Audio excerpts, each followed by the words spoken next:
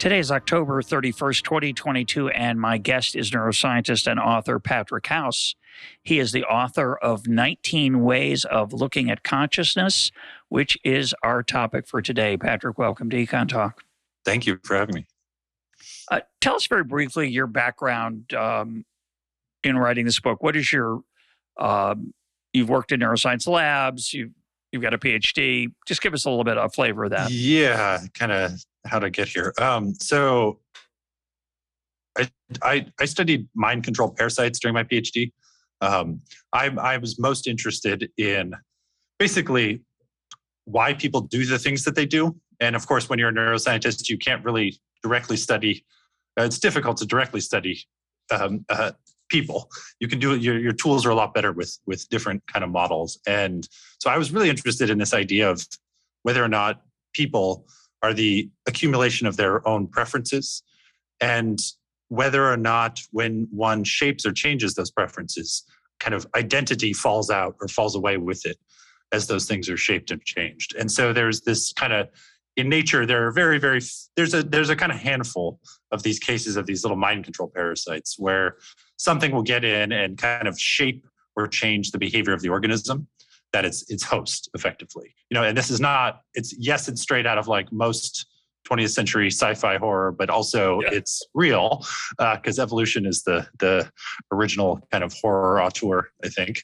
And what I loved was this idea that there was this parasite that could actually change mammalian behavior. So it infects a mouse and makes them possibly more possibly more attracted to and possibly less afraid of a cat. And the parasite has to get to a cat. So in order to complete its life cycle, it's using this mouse to kind of as a on-call Uber or Lyft to get from one cat to the next cat. And this really started me down this path of frustration. And the reason is I have this mouse. I'm trying to understand, what are you afraid of? What do you like? What are your preferences? It's sitting in front of me in the lab, and I can like stare at it and I can name it and I can ask it things, but of course it's not responding. And it was just so obvious and frustrating to me that so much was going on, obviously, inside each of these animals' heads that we don't have access to.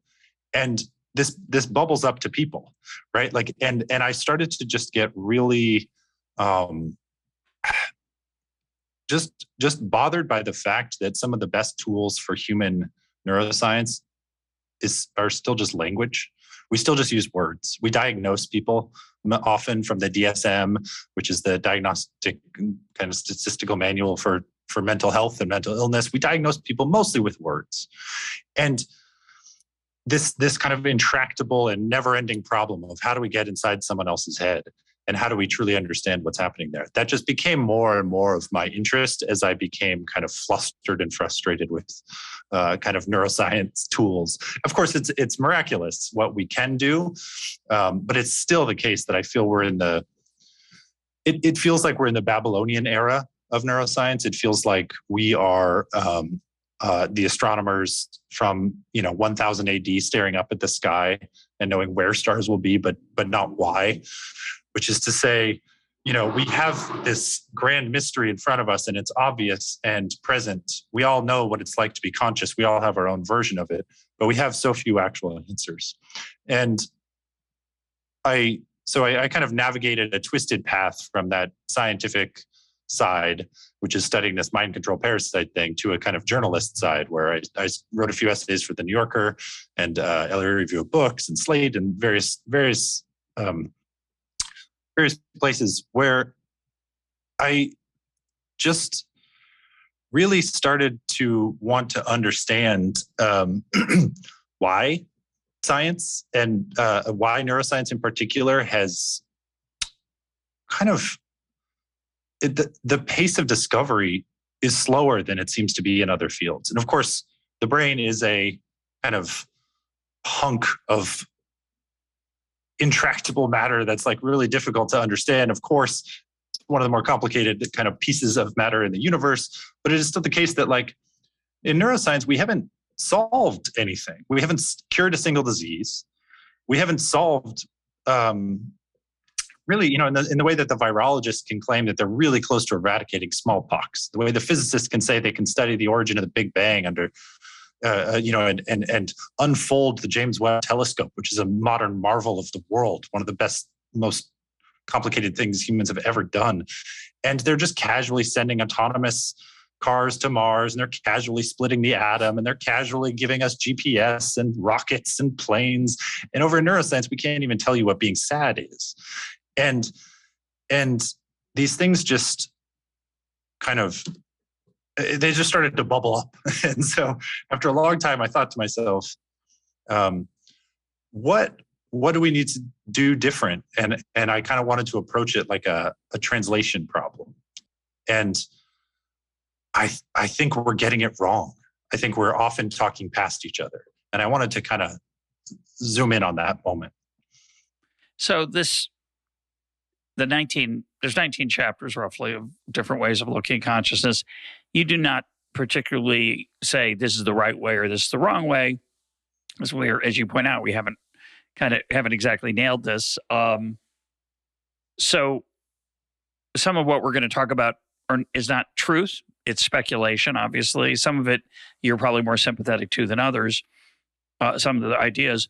But at the heart of this is a mid-1990s, the use as a sort of a framework for thinking about this, mid-1990s, very short scientific paper about a patient, AK, which you call Anna, we don't know her real name, who has a surgery. Describe that surgery and what happens. It's rather extraordinary.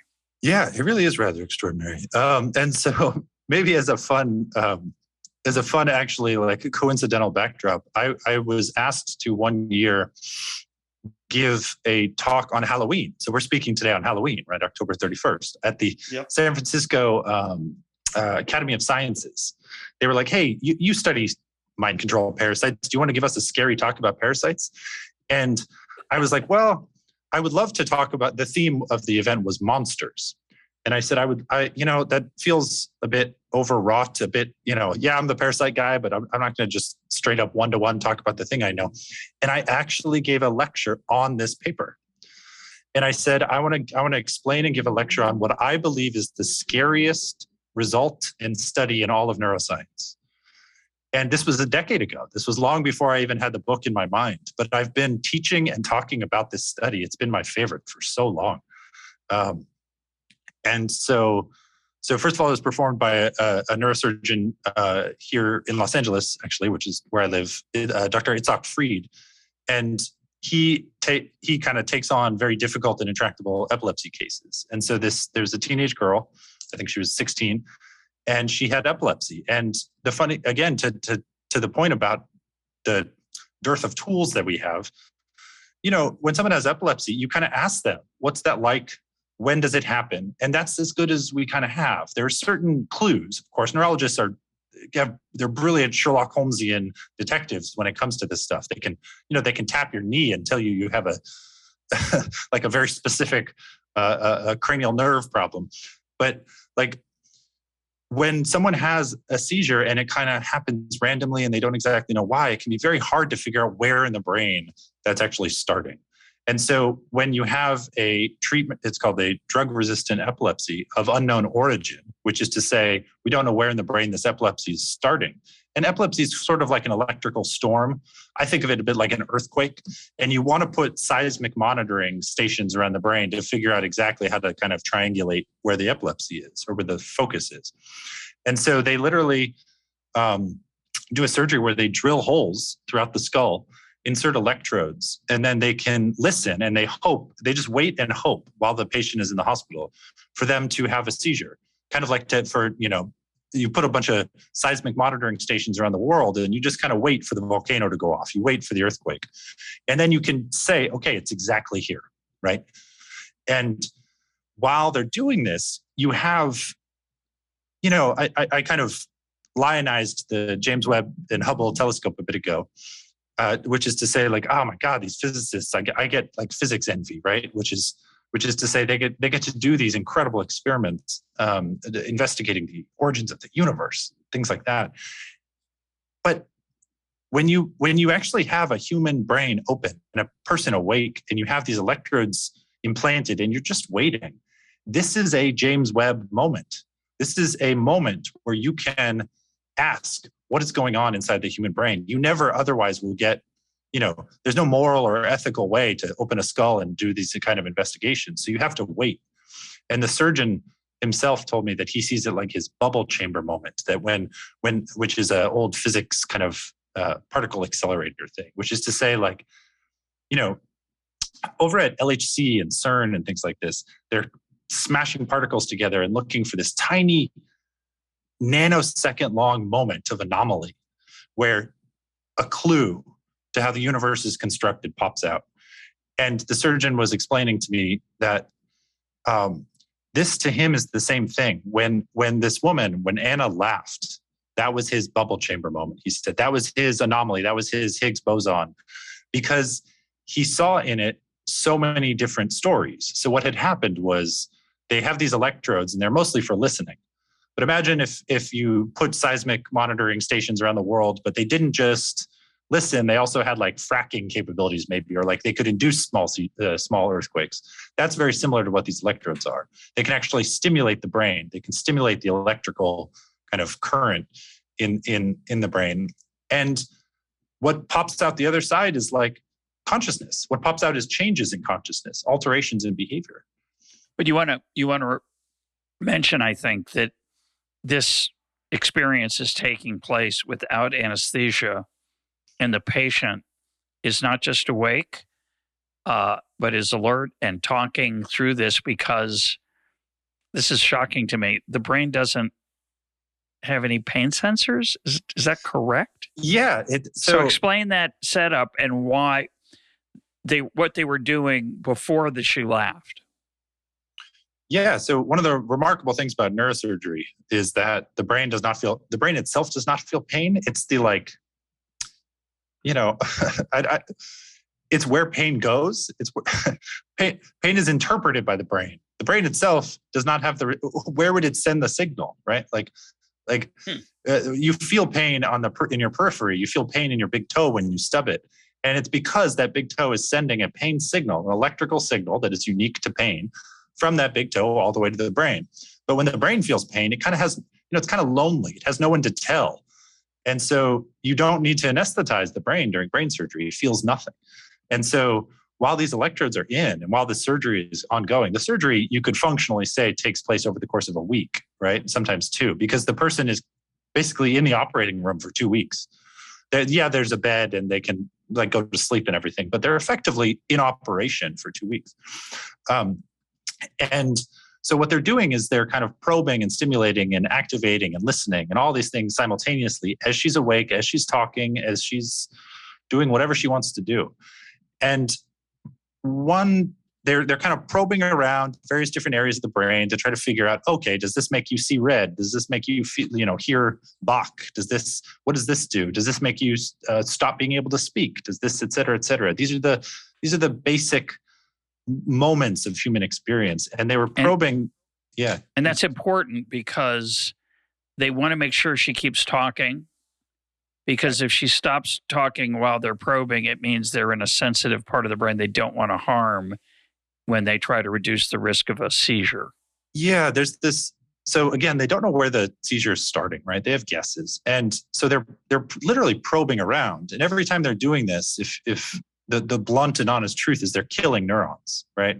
When you're inserting an electrode, you are going through the brain to do so. If you insert it deep in the brain, and you don't want to kill those that seem to be the most useful to be a human in modern society, right? Like language is a tool. It's a brutal, realist, almost like insurance actuarial chart thing. If you're going to ruin something about the brain for medical reasons, if you're going to go in there, you're going to take some losses, you're going to kill it, you're going to damage a few neurons. You want to preserve more than anything the ability to speak. And so everybody has their speech center in approximately the same place, but it varies slightly by millimeters here and there. Everyone's got slightly different shapes and sizes and things going on, and architecture as well to the brain. And so they're keeping her talking and talking, and they want to keep going, and they want to make sure as they're stimulating that they're not interfering with speech, or they're not interfering with like a basic human capability and emotion. And as they're doing this, they get to one area and they probe it, and she laughs. And they ask her, "Why did you laugh?" And she says, "Because you guys are just so funny standing around like that." And then they're going around, they're probing. There's, the surgeon sitting back there on a computer, pushing buttons and entering the like stimulation protocol and how many hertz and at what rate and everything. And then they do it again, and she laughs again. And then they ask her why she laughed, just to kind of keep her conversational. And she's like, "Well, the picture of the horse there is funny." And I've seen video of her giving these answers, and she finds, I think she's holding a fork because she's eating. And at one other point she laughs and then says, "Well, this fork is really funny." And the reason I gave this talk on Halloween, the reason I gave this talk as, and have spoken about it as this result basically is the scariest in all of neuroscience, is because to me, that means that, so she's it's called confabulation is the technical kind of term of art, which is she's confabulating these reasons.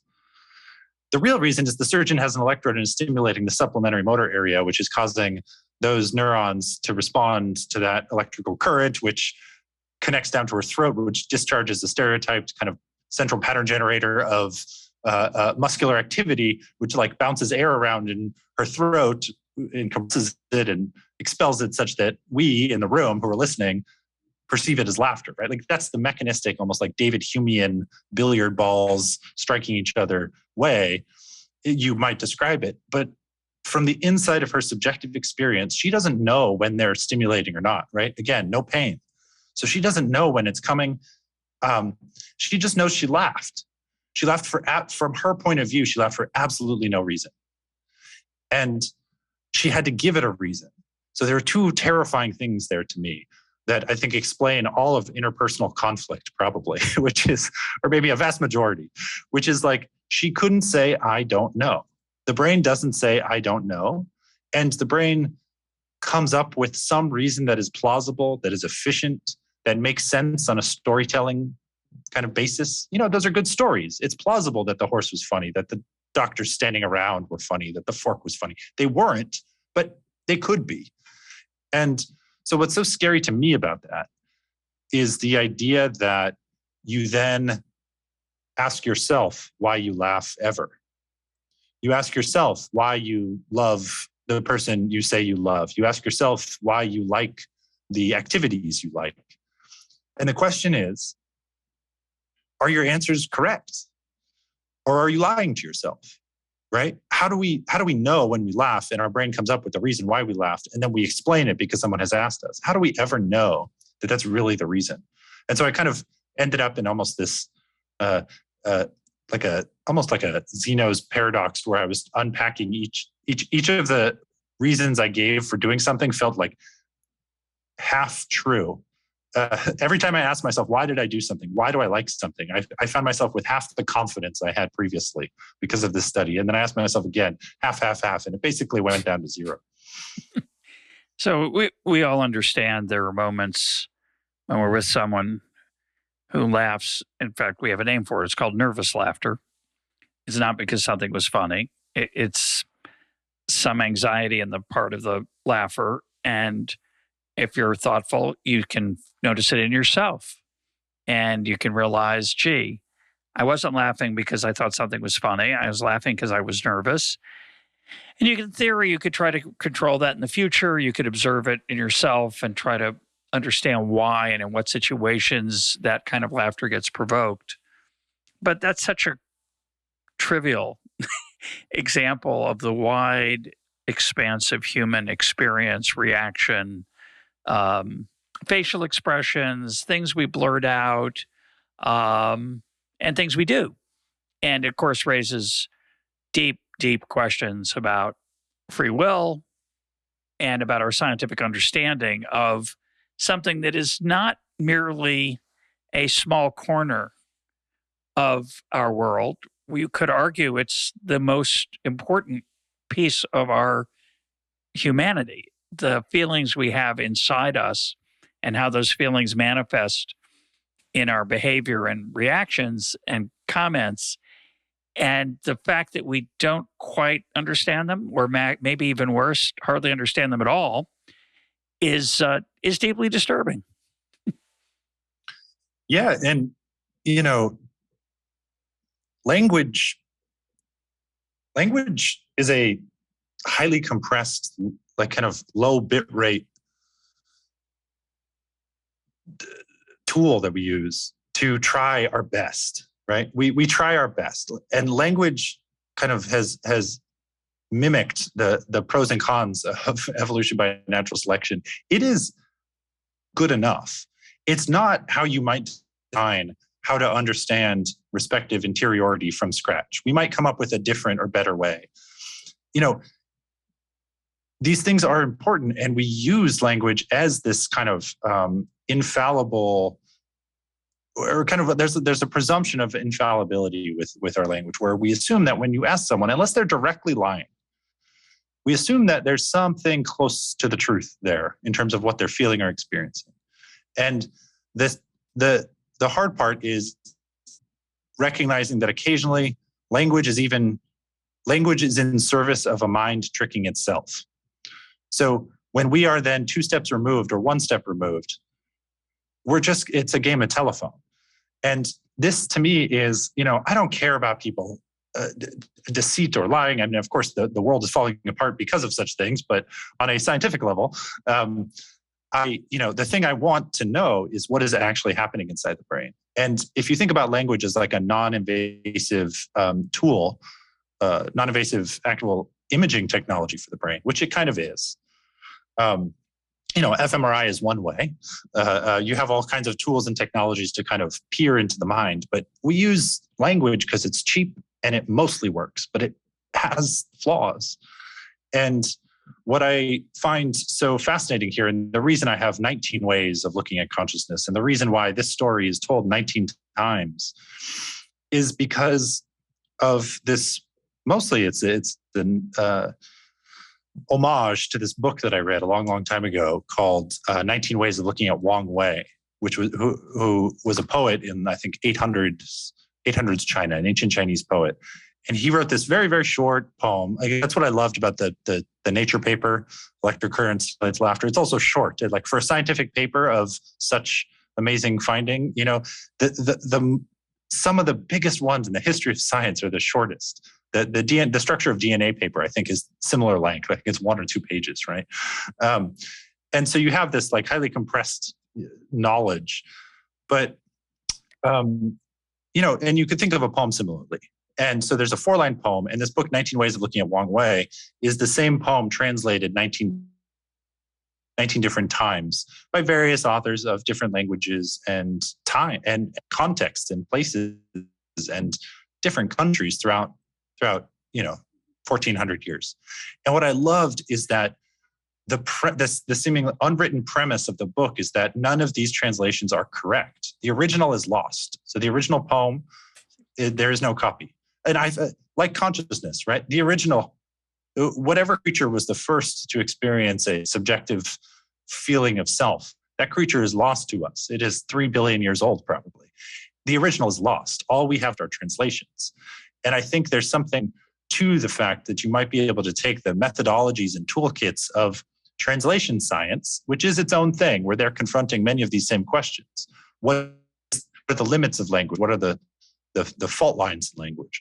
What does it mean to translate something? How do you, when an author writes something, they're engaging in a translative act, and then you have to take that language and do it one more time and one more time. And it's like compressing an image or a bitmap or sound. You do it too many times and it's lossy. And the question to me being kind of, how do we from, if you took a raw image, a very high resolution image and compressed and JPEG, you'd end up with some bitmap that you couldn't understand. And my worry is that when we use things like language, we're basically getting the bitmap version of what it's like inside someone's head. I think I've quoted this before. It's George Steiner, the essayist and author from the last half of the 20th century. Fascinating writer. He has a book called After Babel, which talks about translation and basically says that when you read a poem from the 1500s, you can't understand it. You get an idea about it, but you can't understand it because you don't have the language. There's a lot of words in there that are different, don't exist anymore, have died off. But then when you read 1920s, he gives the example of Noel Coward. You read a scene from a Noel Coward play, because you're not fully immersed in 1920s culture, there are expressions and intonations in that dialogue that you don't fully understand. And his point is quite simple, which is that all language is a form of translation. That, as you said, you have a thought, or what you think is a thought. It's even a deep question. But you have a thought in your head, you blurt out, I'm being cruel. You say something to me, I hear it, I interpret it in my own way. I translate it into my brain, and it's not what was in your brain. I'm pretty confident about that. I'm not sure if the differences are small, insignificant, or large, but I'm pretty sure they're not the same thing. And that's troubling. And it's fascinating to think about it. And you said, you kind of smiled when you said it, I think, that this is the root of all problems of human interaction. But of course, you're right. Because half the time, the things I say aren't the things you hear, or the things that I want to say are not the things that you've heard. And it's just a deep, essential aspect of the human experience that you can't get into my brain and I can't get into yours, and an fMRI is never going to do it. It will show you the physical things that are happening in the brain. The problem is that there seems to be more going on, or the physical parts that we understand, at least today in 2022, are not sufficient. And just to use one more example, longtime EconTalk concept, which I love, this idea of suitcase words. The idea that you use a word that, of course, I know what that means. And I use that same word 10 minutes later. And of course, I know, and you know what that means. But we don't mean the same thing. We've crammed something else into it.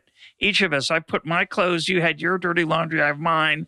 And we mean something quite different. And it's actually, you could be depressed about this. I kind of go the other way. It's a miracle that we can forget the fact that you're sitting in LA and I'm in Jerusalem. That's amazing by itself.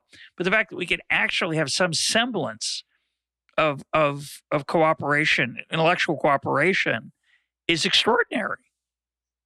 So that's I'm going to look at the bright side. It's a very good point. I don't wish to malign language fully. It's with respect to what it has accomplished, right? But maybe like, so what's funny is probably right now people are listening or watching and thinking, okay, 19 ways of looking at consciousness, say. Consciousness is a suitcase word, of course. Every single person, this was a literal conversation we had to have in the marketing kind of meeting about this book, which is depending on the city, like consciousness, the word is loaded. It's an extraordinarily loaded word that everyone is going to take their own interpretation into just their deciphering of the title. And so kind of how do we indicate that what we mean here is the scientific version, not the, kind of self-helpy version? And I do believe fundamentally that science can be self-helpy. So I don't want to make that distinction. Again, the books behind me, I don't do genre, or rather I don't categorize by genre. To that point, I actually almost want there to be a book, maybe I have to write it, which is like phenomenological relationship counseling, right? Which is this idea that actually when two people are talking past each other, it's quite possible that a way to figure out why they're talking past each other is to unpack how differently they see the world, truly how they see the world differently. And what's funny is I know there are some people right now, because I've had this conversation thousands of times with even neuroscientists, who are thinking that what I mean by that is something very different than what I actually mean by that. So let me explain what I mean by that with examples. So there are about 15% of people cannot see 3D if they go to a 3D movie, right? So this seems very simple, but like they put on the glasses and the movie looks exactly the same to them. I love 3D movies. I have a 3D projector. Behind the screen right now is a large, huge screen that comes down. And I paid twice for this projector that can project in 3D because they give me ecstatic, incandescent pleasure. I love them. I've hosted dinner parties and movie screenings where people come over and they can't see in 3D, so they just don't like it as a technology or tool. And when we think about the critical, when I say critical, I mean, do you or do you not like something? Differences. And we think about how many different kinds of ways to see and interact with the world there are. It's quite possible and plausible, I think, that our preferences are shaped by this underlying phenomenology, this underlying way of seeing, hearing, touching, and smelling the world. There are people out there that have no inner monologue, that have no voice on the inside of their head. Zero. It's empty. It's mute. It's silent. Aphantasia was something discovered in 2016 by Adam Zeman, a UK scientist. And the idea is that over and over, there's this observation that some people don't seem to have mental images on the inside of their head. They close their eyes and nothing pops up. There's no visual image. There's no mental image. And this doesn't seem like it's that big a deal, maybe. It's like, oh, okay, it's kind of like, oh, is that just like color blindness? Is that just, who really cares? But so let me just give a personal example. This is I guess where I wanted to. Maybe it should be in the self-help section. Actually, let's put it there. I was dating a woman. We had an argument about FaceTime, and I hate FaceTime. We were not in the same room. Remote communication on my phone on this little laptop. I hate the FaceTime communication with a tiny little picture of myself in the bottom. I find it awkward and weird, and they're mirrored. And she kept saying, like, can we FaceTime? And I kept asking, I implored, can we please just talk on the phone? And clues here, which we should have unpacked these earlier. She used to keep on her laptop a folder of with my name on it, with just pictures of my face. And while we were speaking on the phone, she would cycle through the pictures of my face. And I thought this, at first, I was like, okay, that's maybe endearing. Maybe that's a little weird, but I didn't want to pass judgment. It's like a little creepy at first. That was honestly my interpretation. So we eventually ended up having this kind of spat about whether or not we would FaceTime, me saying I hate it, she saying I would really love to do it. We discovered halfway through our relationship, we discovered she has aphantasia. So she has zero images. She didn't know this until reading it on the internet, like some article came out about it. And she was like, oh, wait a second. Wait, can you close your eyes? We're in our 30s. We are adults in our 30s, successfully operating in the world, both of us. And we had entirely different inner pictures. She had none, and I have an extraordinarily rich visual imagination.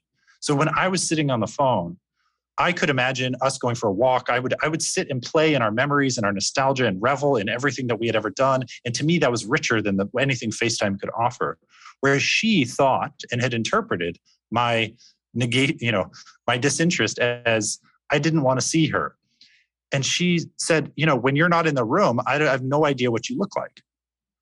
When you're not in the room, I cannot picture your face. The reason she cycled through photos while we were on the phone was because she wanted to see my face as we were speaking. So this little thing, so here's the thing. Imagine yourself as the relationship counselor, right? She and I go in and we're telling our sides of the story. The actual answer is that we have different vividness quotas on the insides of our heads with respect to imagination, which is bubbling up into this interpersonal conflict about how we share the world. And it has nothing to do with your willingness to be considerate of the needs of the other person. You're clueless, both of you. Yeah, and as soon as she discovered that and we had this conversation, I said, "Oh my God, is your desire for FaceTime because you can't see me? Of course we can FaceTime forever. Of course. I had no idea." And if this sounds like a one-off anecdote, there are I think there are so many examples of this. There are two interviews I read about with Isaac Asimov, the science fiction writer, the great writer of many and all genres. And he says a few interesting things. One, he says, I can never write scripts because it's a visual medium. And on the inside of my head, there are no images. And there's a critic who said his work is talky, literally talky. And he was responding to that saying like, yeah, of course it's talky. Like that's all that happens. And on the inside of his head. And he's being interviewed again, a separate interview with Charlie Rose.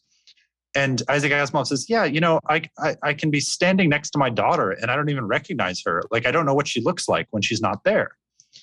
And in my retroactive mind, I'm like, he obviously has aphantasia, right? Like, and so his books end up being talky. And the critical response, the person who read Isaac Asimov's book and called it talky, probably did not have aphantasia. And so you have two people who are, one person who's panning his book and another guy who's just trying to write. And, and you have this mismatch. And that mismatch, I think, is everywhere. The first time the phrase stream of consciousness was ever used, the author wrote back an angry letter to the editor saying, to her consciousness sits stiller than a tree. Vladimir Nabokov wrote, he got this story rejected by the New Yorker called The Vane Sisters, a short story. And I think the editor at the time was Catherine White. And he wrote her, again, an angry letter. I guess that's what slighted novelists do.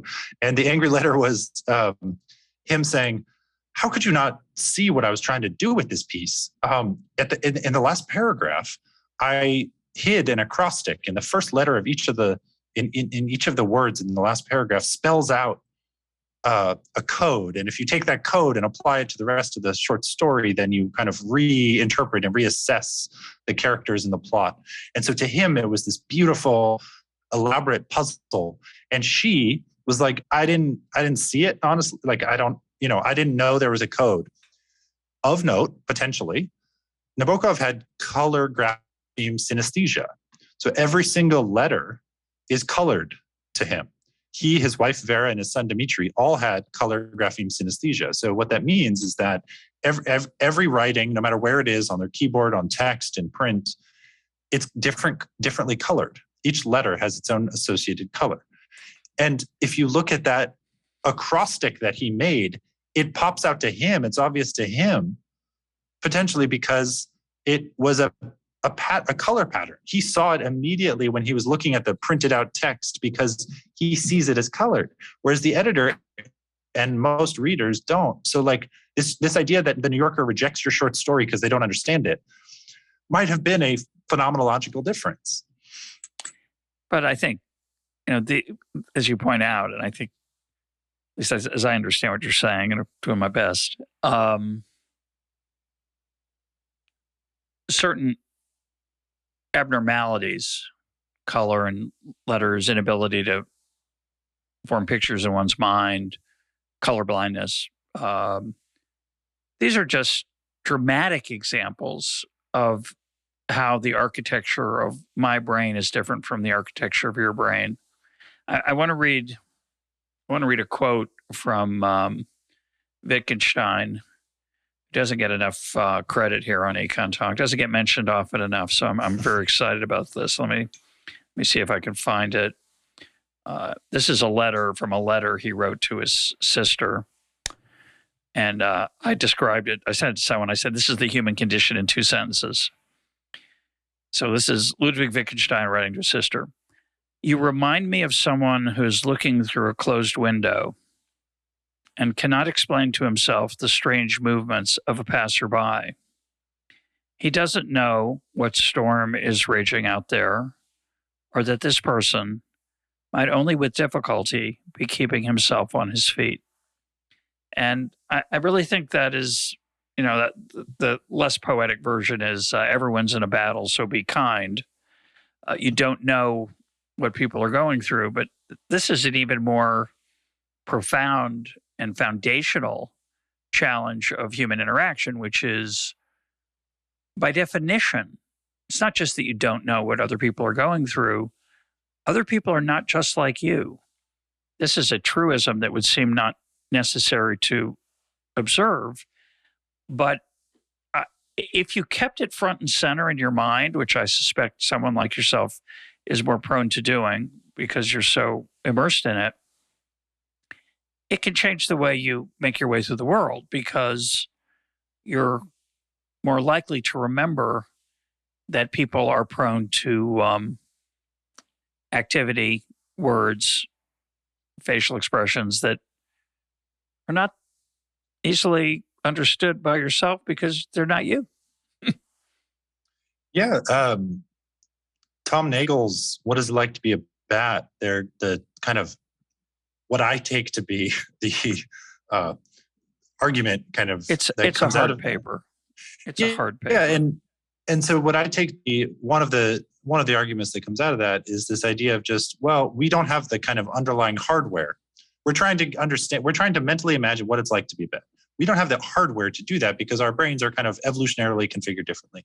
But we don't actually have the appropriate units or ability to describe the degree of difference between human minds.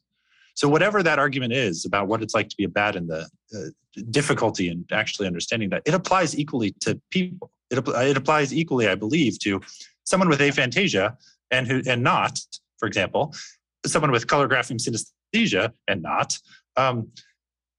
It's equally hard to understand what it's like to see the world through those lenses because, like, you know, we one of the difficulties here is the degree to which these differences matter, right? We want to be able to say, well, okay, sure, there's differences in how you see color. Okay, you see 3D or not 3D. Who really cares?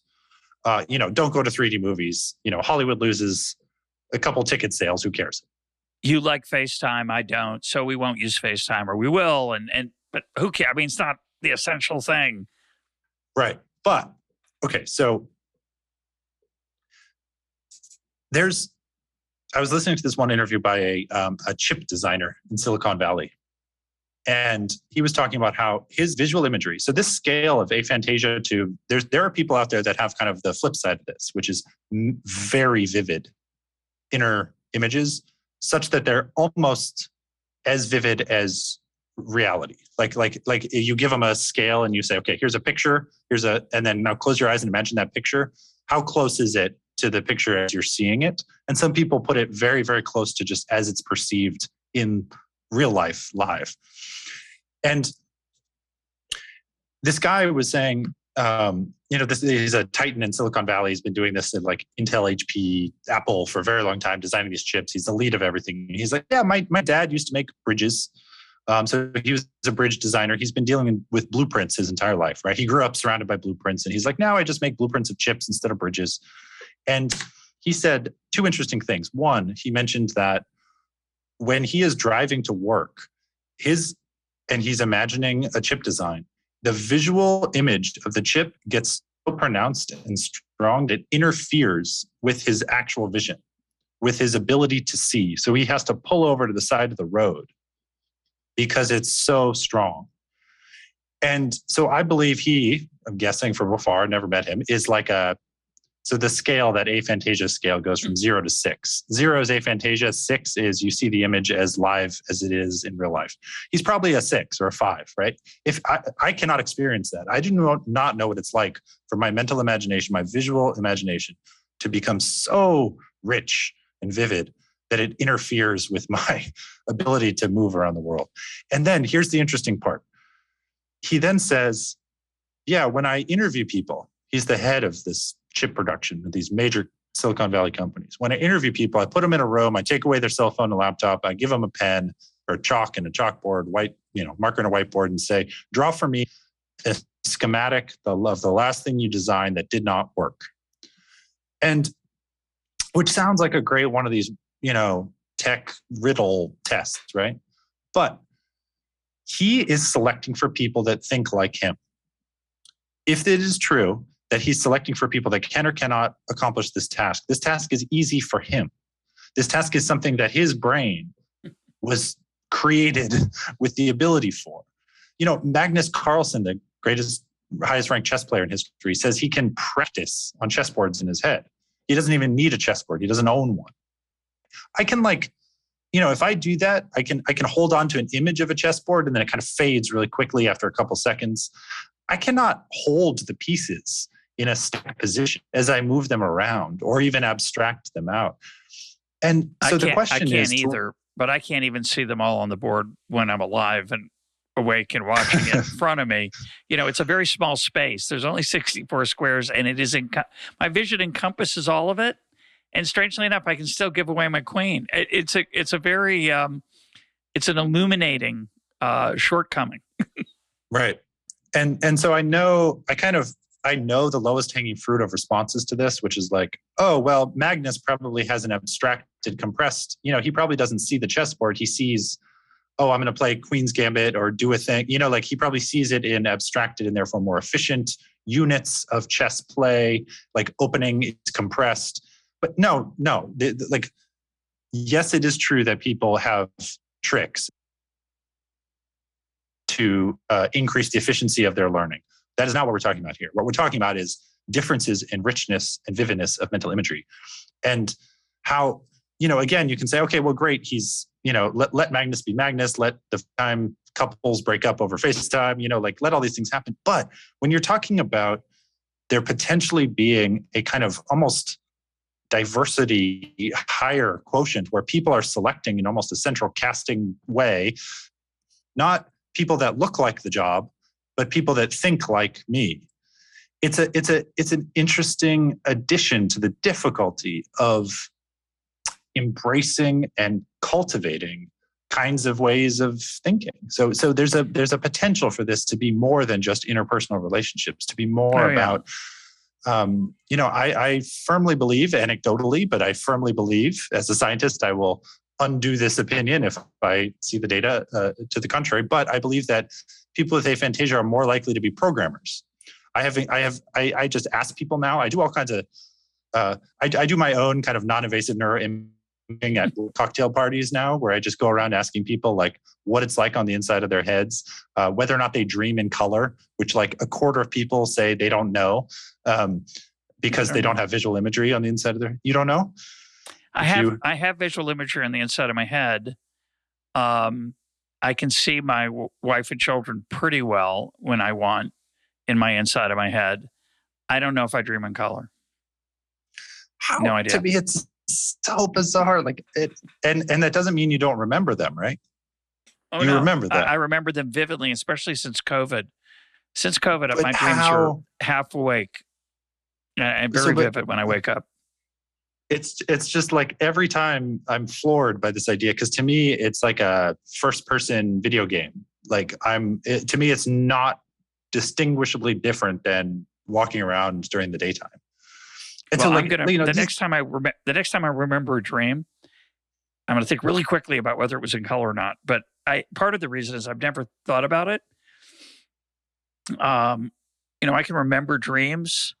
I can remember dreams right now, certain dreams that repeat in my experience, and I can't tell you if they were in color. That's weird, isn't it? See, that's the thing is like, talking about, here I am, some guy in LA talking about consciousness and dreams, but you're not allowed to do that anymore in neuroscience. Like, yeah, you could be a sleep researcher, but the kind of Viennese in the turn of the 20th century, like they ruined that for us, right? We're not allowed to have this conversation. People will turn it off if we're talking about dreams.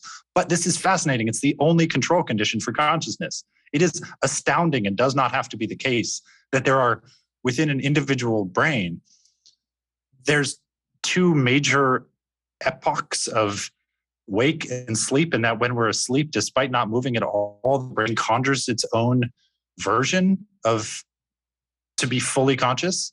Right? My experience is that I'm also, again, fully conscious in that state, which means if we embrace all of this hermeneutic translation difficulty of using language and these crude Babylonian neuroscience tools that we have right now, one of the best, cleanest things to study is the fact that consciousness can pop into, we have the control condition within ourselves every single night. It's kind of remarkable.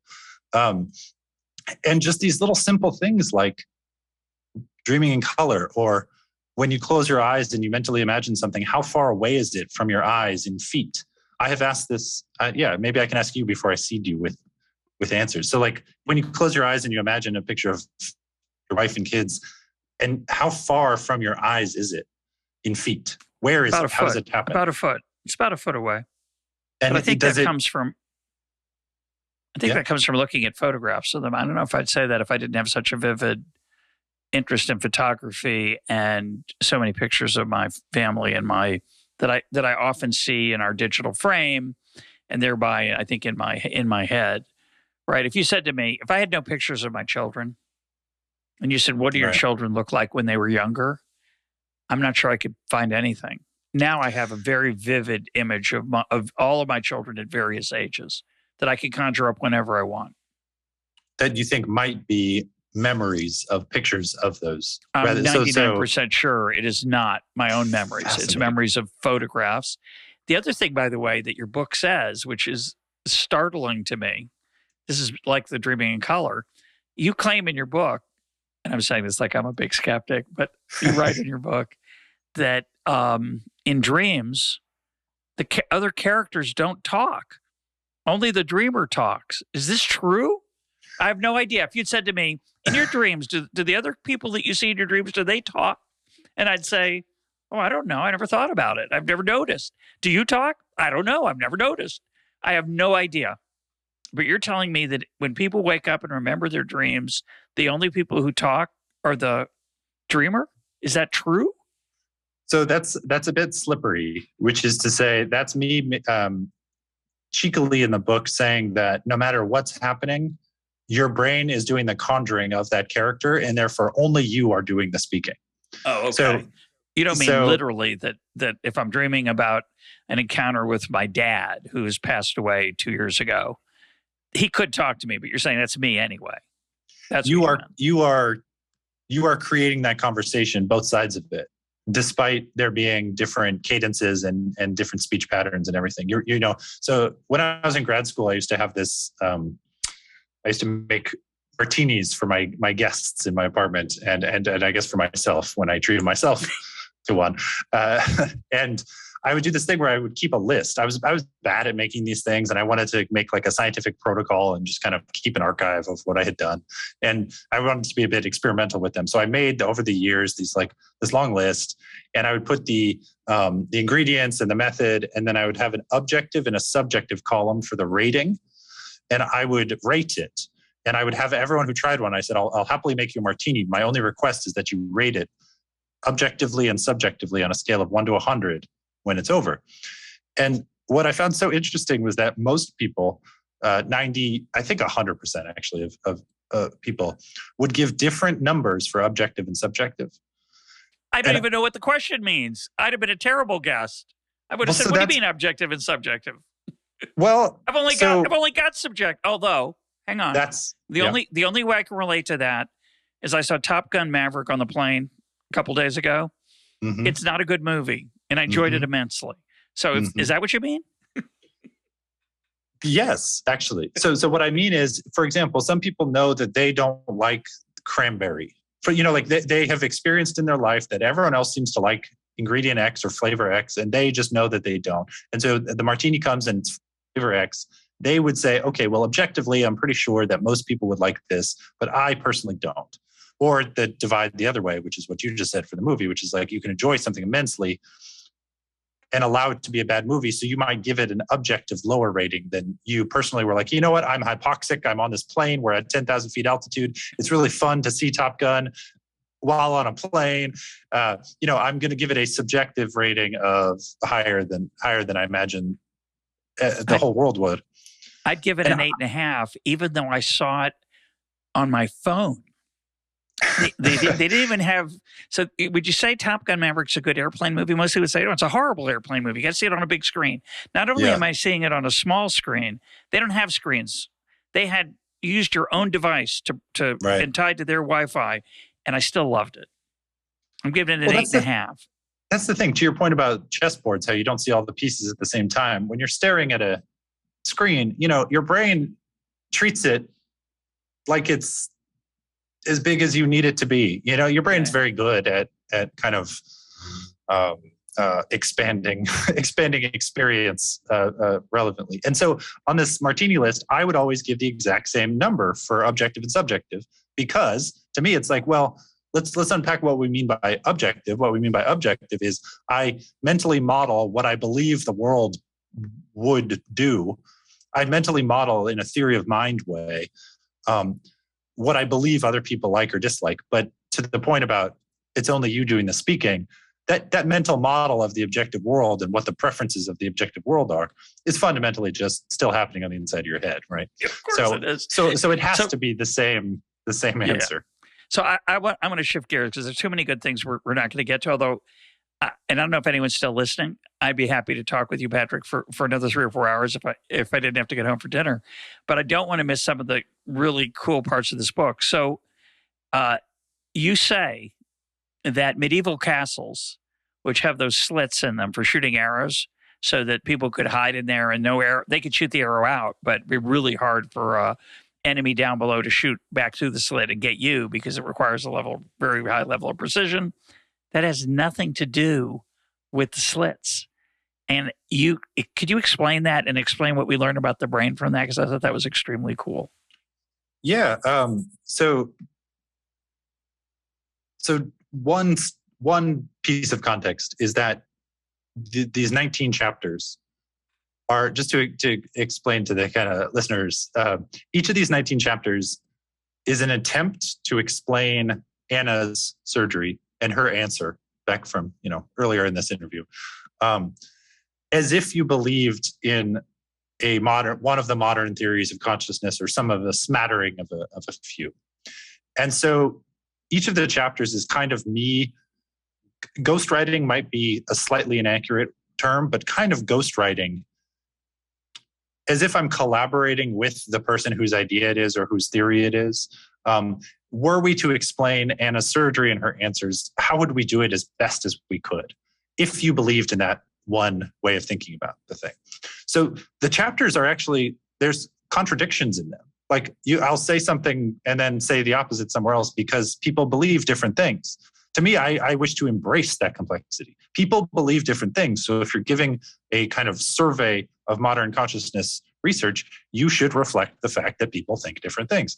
And so that story comes from Sidney Brenner, Dr. Sidney Brenner, the Nobel laureate, who was a contemporary of Francis Crick and was one of the, I think, the popularizer of C. elegans, the worm, as a model for neuroscience. So I think he won he might even have 2 Nobel Prizes. He at least won 1.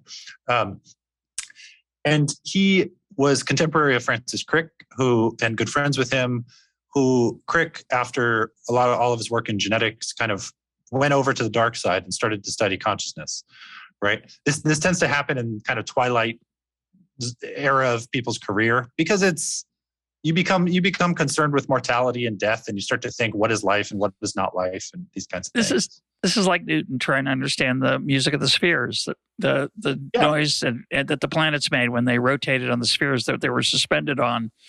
It's a very common phenomenon. It's fascinating, actually. Go ahead. It is. And the old Newton spent the last 20 years of his life trying to solve alchemy. Yeah. It's like Einstein spent the last 20 years trying to do that unified constant, or whatever the thing is, a cosmological constant maybe. And people do the wacky stuff at the end of their career, and I'm, anyway. So it's true. They have tenure. They have they already have the Nobel Prize. They can turn it in. They can pawn it if they need to.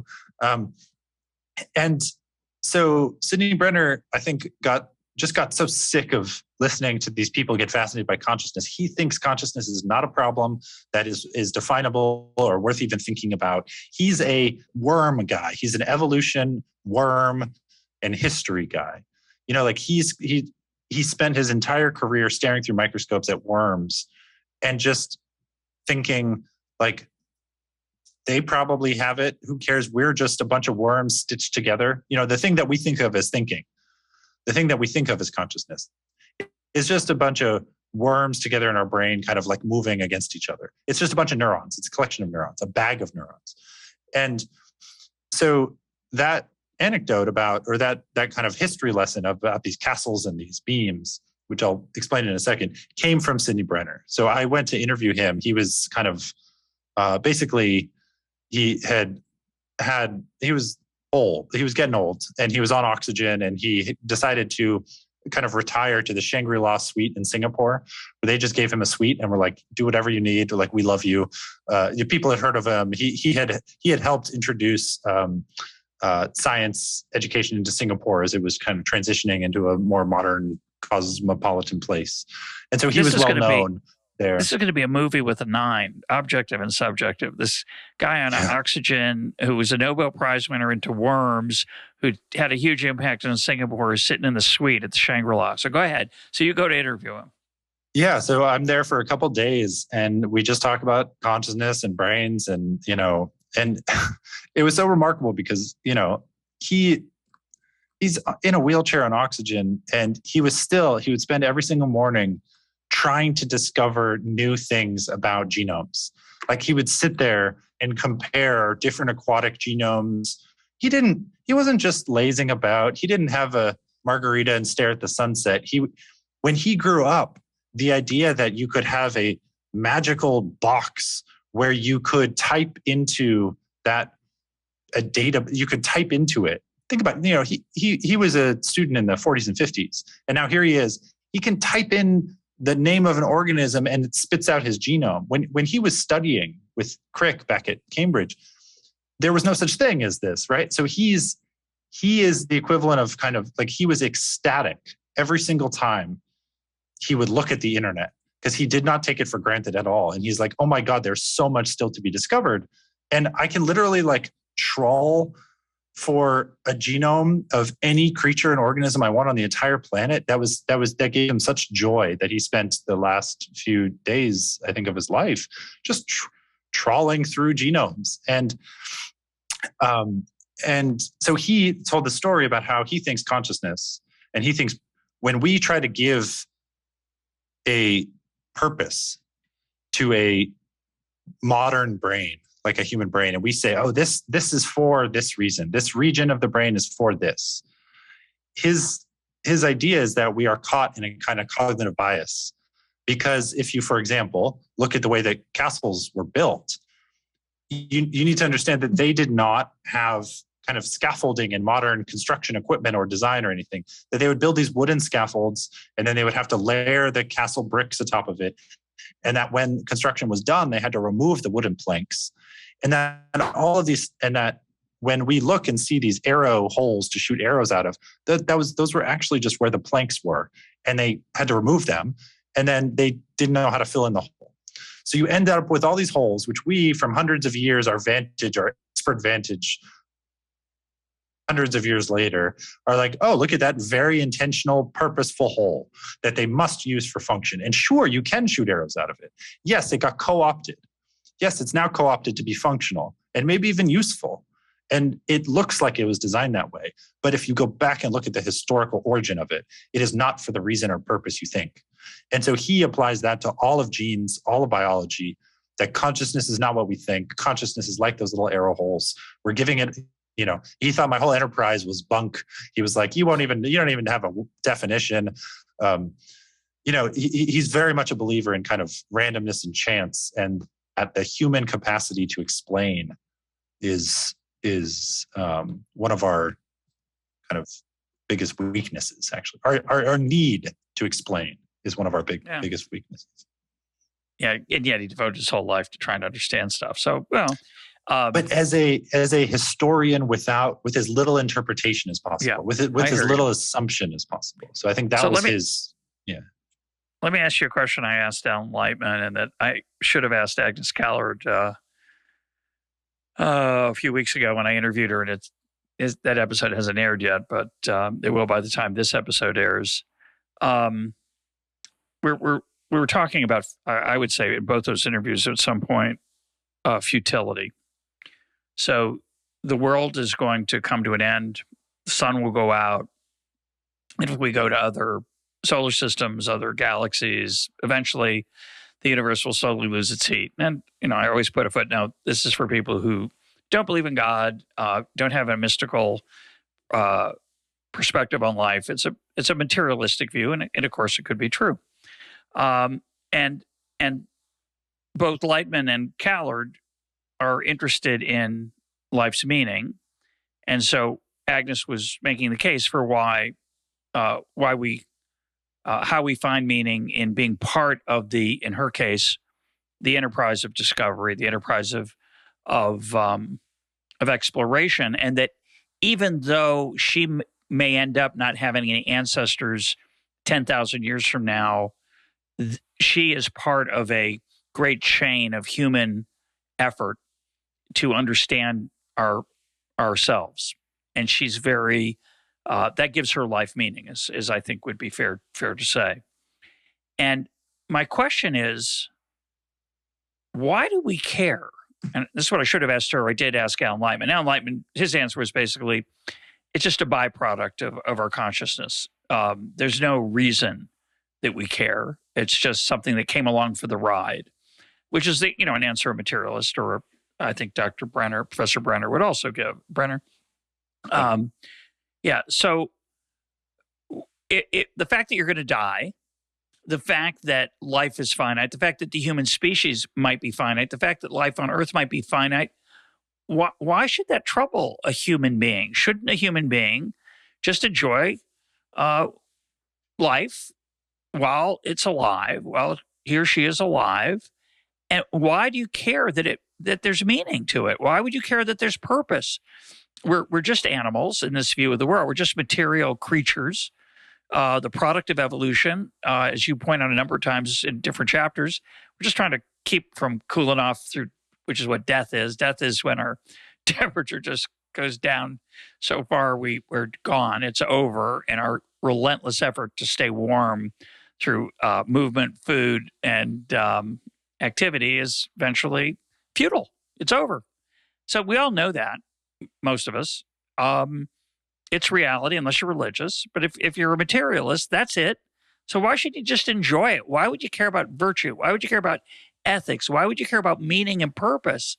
And I think, I don't want to be unfair to Alan Lightman, who I have great respect for, but I think his answer was basically, it's just a piece of your software you got stuck with somewhere along the way. What are your thoughts on that?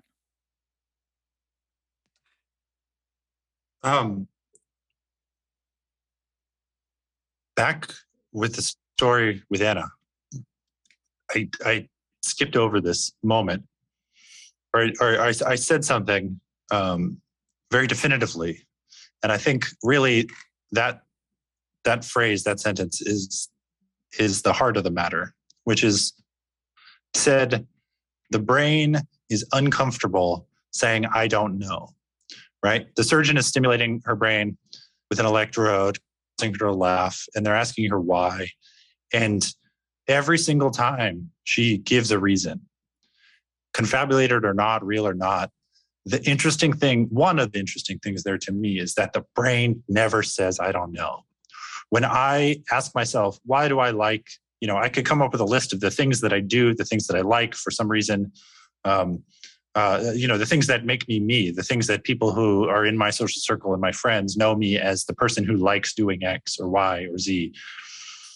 And I say, why? We just don't say, I don't know. We always give story, structure, and purpose to something.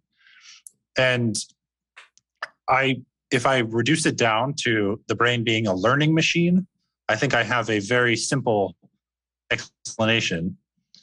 Or I could imagine a very simple explanation, which is that when you're tuning, these new modern AI systems, right? The way that they learn, they kind of tune different variables and weights, and they just keep learning and learning and learning until they've got this kind of complex, highly tuned system of variables. It's like a long if statement, basically. And the thing that those AIs need more than anything is outcome. When you don't, let's say that they're trained on chess or Go, they need to know that a given move is for a reason down the line, or else statistically it's meaningless. It's divided by infinity. It means nothing if they don't have outcome. If you're not trained on success, if you're not trained on something. So one possible explanation is just simply that I don't know is not a useful answer for learning ever. So confronted with a mysterious experience, confronted with something inexplainable that either happens to you or you hear about, the least comfortable answer is, actually, I don't know. Because you can't learn from that. You don't know, at the very least, if you start to believe, you experience something, let's say you're proto-caveman, you're experiencing a ball lightning or, a storm. And the question is, why did that storm happen? And if you just say, I don't know, there's no theory to then disprove with later inquiry. What you want is some semblance of an answer. For example, there's a higher being, higher force. And then at later times, you can begin to unpack, actually, now I have evidence against that or for that. If you keep saying, I don't know, then you have nothing to compare against. When you're learning, you're trying to evolve and iterate, proof and disproof. You need an underlying theory to work against. You need a story to begin with. The brain is terrified of the absence of story. So my guess is that the reason we have so many non-physicalist, non-reductionist explanations for things is that we don't know how the world works down on every level. But the brain abhors a story vacuum and will always give a reason. In the same way Anna always gave a reason for why she laughed. She never said, I don't know. So when you hear a door creak, you're alone in your large house and a window closes or a door creaks up on the second floor. It's probably because of like temperature gradients and air currents and some pressure has changed, causing the door to slam to equilibrate. That's the real reason. But the way your brain interprets it is, maybe someone's there, or there's a ghost, or there's something, something that it gives a story. It gives a plausible, confabulated story. And you can imagine just expanding that at scale up and up and up to get many religions or kinds of thinking or magical thinking, or, I live in LA, you get astrological thinking, you get all kinds of interpretations of cause and effect and interpretations of meaning and interpretations of story. So I think fundamentally, these possibly come from the fact that we're a learning machine. The brain is a learning machine, and that it doesn't learn on I don't know. It would rather be wrong than say I don't know. But that doesn't explain why I can't just enjoy life. And Right. Many people can, by the way. Many people can, I think. I have a colleague who likes to wonder whether the unexamined life is not worth living. It's sort of a credo for the philosopher, but many people have unexamined lives that are quite satisfied, quite pleasantly surprised. And I think for many of us, we can't get there from here for whatever reason. And I would not begin to give one because this book forces you to be agnostic about your reasons. But many of us don't like the idea that we're no different than an animal that seeks pleasure and avoids pain. And we want to have a higher purpose. We want to matter. And it's weird. Why should we want to matter? Just have a good time. Life is short. Enjoy yourself. I find that But we conclusion. always matter. We always matter for a story. We always matter for something else. Death is the end of the story. That's what's to me so terrifying about it. And I think to the brain so terrifying about it is death is the end of its ability to give confabulated reasons for things. And so this is why death is terrifying, because I can't tell myself stories anymore. Right? I personally that's think an interesting so. argument. Yeah. That's a very interesting argument. Well, and it requires that the brain's its strongest driving force is to generate and tell stories to itself and to others, etc. And so, I think that's what's so existentially terrifying of the void that came before and after is just there's no more story. But that suggests, by the way, it seems to me, that people who are not good storytellers, who don't live, just like there are people who have better visual images inside their brain and people who don't, there are also people who are better at confabulating and those who aren't. The people who can tell really great stories should be more terrified of death and be less happy. And the happiest people are those who are not afraid of death because they don't tell good stories, and they're not afraid of dying because that's the end of the storytelling. Not so important for them. What do you think?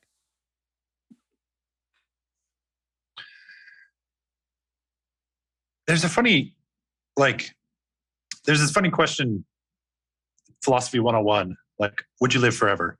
And I know people who are so uncomfortable in their modern life and body and self that they think about ending their own life decently, like highly successful people that, they contemplate this often because it just seems like a perpetual pain. Yet, still, if given the opportunity to live forever, they would. And they don't even care if it's as a head in a jar with just like a Twitter feed piped in. Like, they just want to know. And this seems contradictory, but I think there's something to our earlier point and your point specifically about this kind of like default mode of forgiveness. You kind of have to forgive that contradiction and maybe actually start from the premise that it's not a contradiction. So that's not hypocritical. So what is the actual difference? How could you both want to live forever and end your own life? Or be miserable, just to make it easier. If you're miserable, why would, it's like the army food. The portions are small. The food's horrible and the portions are too small. That seems to be the conclusion here. It is. And I think it's because even a sad story is a story. I like that. And we like sad stories. That we don't just want comedy. We like drama and tragedy. Absolutely. We not just sure all why, of it. But let's close. I want to close with two things I don't want to miss. I just want to say, by the way, that this book, often when I interview an author, my goal is to capture the essence of the book so that the reader can get the main ideas and ideally some extensions that emerge from the conversation with the author. And we've gone way far afield here. So I just want to say, which I've enjoyed immensely, but I want to say that if you have any interest in these kind of topics, this book is a beautiful book. It's not just it's a fascinating book, but it's also a beautiful book. The style and tone of the writing is full of wonder about the human experience and what it's like to be a human. So I would encourage anyone who is interested in these kind of questions to read Patrick's book, because it is not like most of the others. And it's not just because he doesn't have an axe to grind and he looks at he has 19 axes to grind. More than that, you grind them very beautifully. So I just want to make sure that I said that. I'm sorry I said it so late in the interview when we might have lost some listeners, but a few people are still listening. There's a remarkable story you tell that gets to something I've been thinking a lot about, which is the soldier in, I think it's in Iraq, who is driving someone on a relatively deserted road and just has a sort of what appears to be a panic attack and says, "I don't like this," and turns around. Just talk about what happened there and his ex-post explanation and what you learn about that for what you call intuition. Yeah. So I don't have access to grind per se, but I do have like pet peeves. One of them being, there's like the reptile brain. Of course, it's not a reptile brain unless you eat insects as a kid. You just never have that. You're 100% a human brain always. We've co-opted a bunch of genes from a bunch of different organisms. We are a panoply of all of life together in one thing. But once you're a human, you're a human. There's no reptile brain. We use 100% of our brain always. That silliness about 10%, or that movie Lucy with Scarlett Johansson where she ascends. And there's like a card throughout the movie where it's like the amount of percent of her brain she's using, and she slowly gets to 100% and can bend all of space and time around her. And another pet peeve I have is trust your gut. You do not trust your gut ever, unless you need a sack of highly acidic fluid to dissolve something very quickly. Like, that's what it does. What you're trusting is your cerebellum, which is hanging off the back bottom part of your brain, which contains probably 2/3 of the total number of neurons you have. These estimates are kind of dynamic and changing, but there seem to be about, if we have, let's say, 80 to 90 billion neurons, the cerebellum is about 40 to 50. So it's a huge chunk of our brain with respect to if you're just looking at individual counts. And that part of our brain is basically, I think a nice way of describing it is it's paying attention to everything that has ever happened to us. And it's encoding it in a way that we don't have access to, but it does. And we take for granted the ability to, we do something. Let's say we play chess for the first time ever. You play tennis for the first time ever, Tetris for the first time ever. The next day, we're better at it. We're slightly better at that thing. We're slightly better at language the more we do it. We're slightly better at when we move to a new city, the next day, day 2, we're slightly better at understanding and knowing the area and terrain. It doesn't have to be that case. That is a remarkable feat of intelligence and capacity. And it's the cerebellum that's doing much of that kind of listening and watching and learning from everything you have ever done. And so you're not trusting your gut ever. You're trusting your cerebellum. That's where intuition comes from. And so this story was told to me by the passenger of the car. So he was in the intelligence community. He was a high-ranking member of the intelligence community, the U.S. intelligence community. He was in Iraq.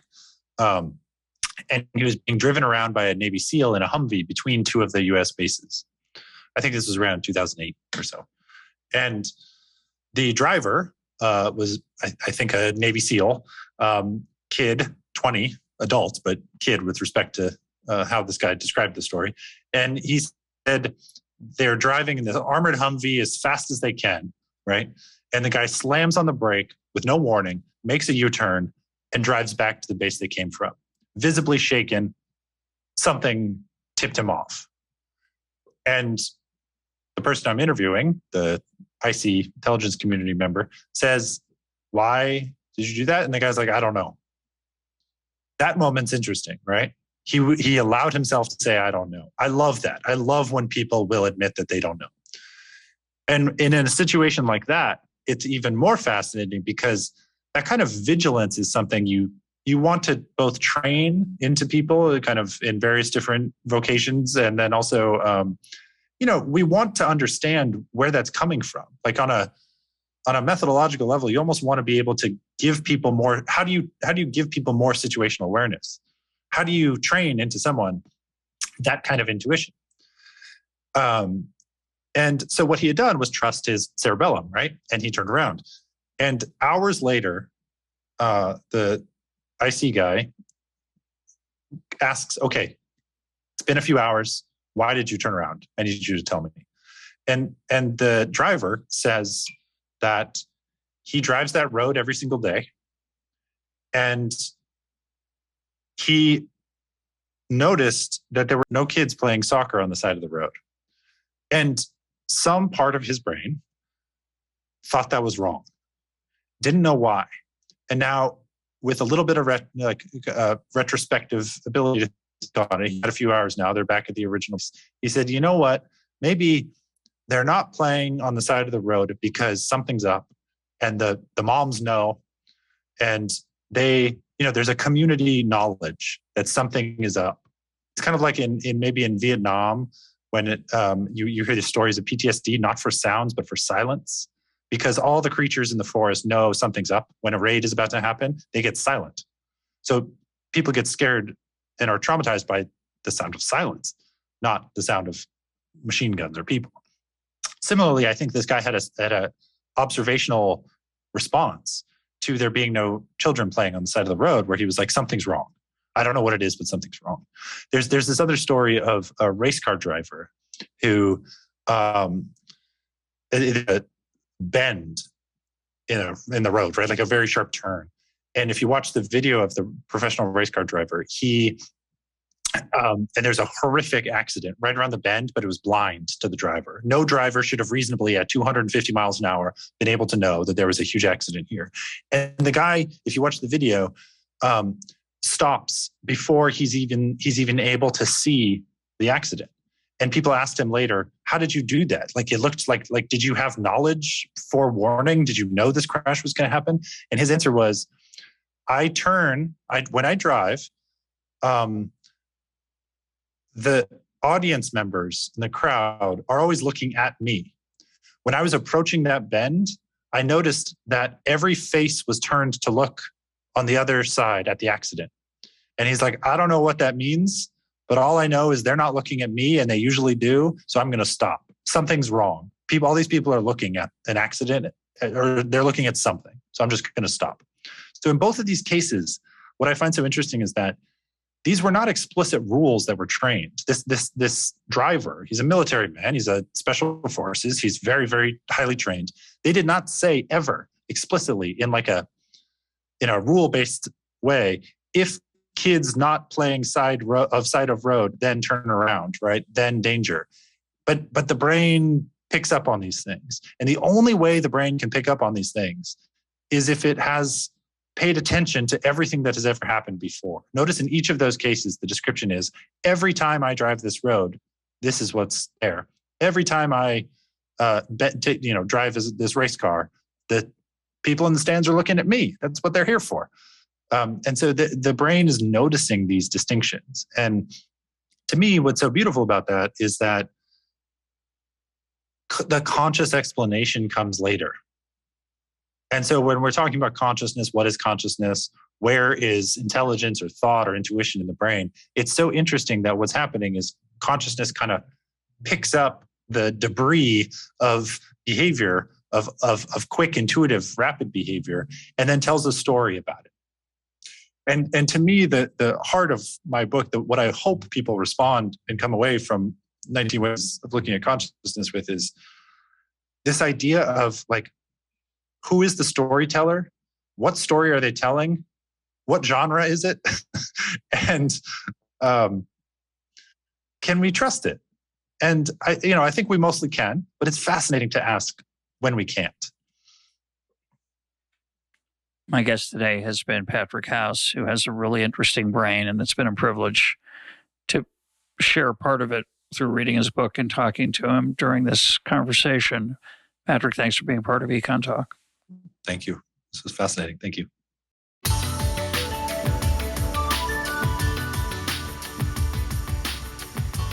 This is EconTalk, part of the Library of Economics and Liberty. For more EconTalk, go to econtalk.org, where you can also comment on today's podcast and find links and readings related to today's conversation. The sound engineer for EconTalk is Rich Goyette. I'm your host, Russ Roberts. Thanks for listening. Talk to you on Monday.